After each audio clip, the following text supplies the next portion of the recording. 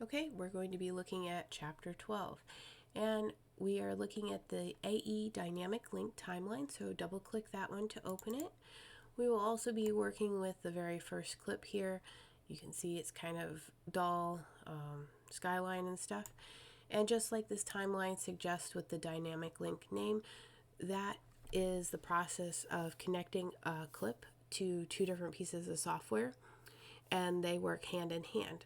So we're going to be sending this very first clip to After Effects, and it's going to play nice with Adobe Premiere Pro. Before you get started, be mindful that you're not running like 2019 for your Premiere Pro and 2022 for After Effects. It's not going to like it. It's not going to come up when you try to right click if they're mismatched on their version number. So both versions of software need to be the same.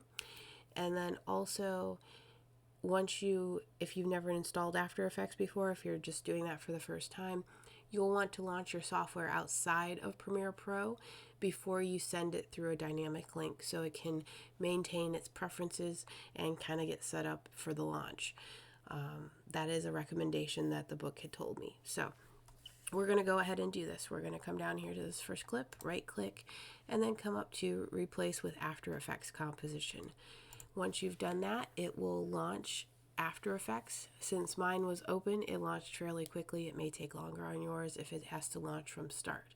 You're going to get a Save As window, navigate back to your lessons folders, save it where you would like, and the book is wanting us to name it Lesson 12-01, and then it will add the .aep on it, making it After Effects file. So you go ahead and say save, and you now can see that it has appeared here.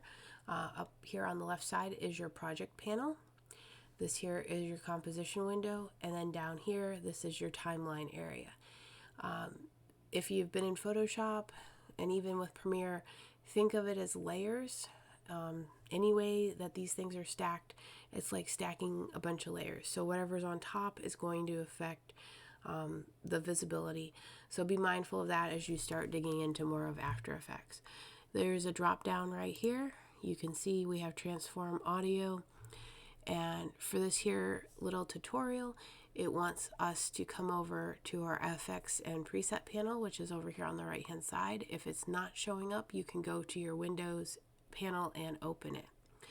One other note, if you don't have After Effects installed and you're trying to follow along with the book, feel free just to watch the video, and hopefully you'll be able to use this at a later time.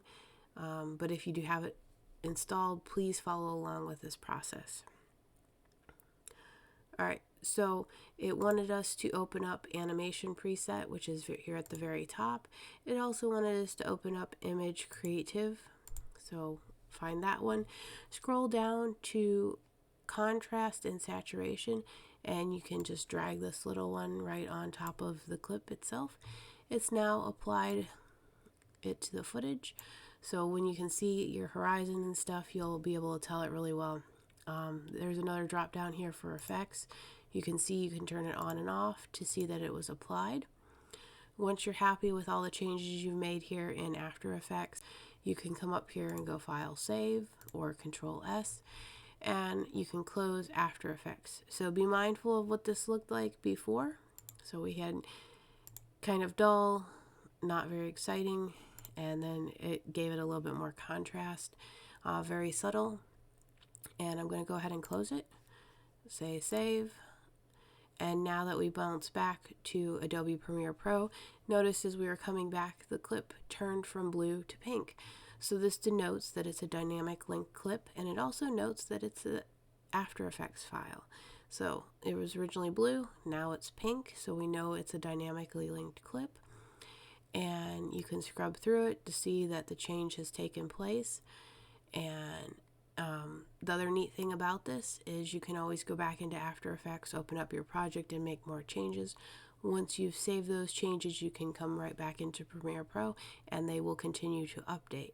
So it's not a lot of exporting and re-importing like you might have done in the past. This is a faster, more efficient way to work, and also it should save us some time without those imports and exports.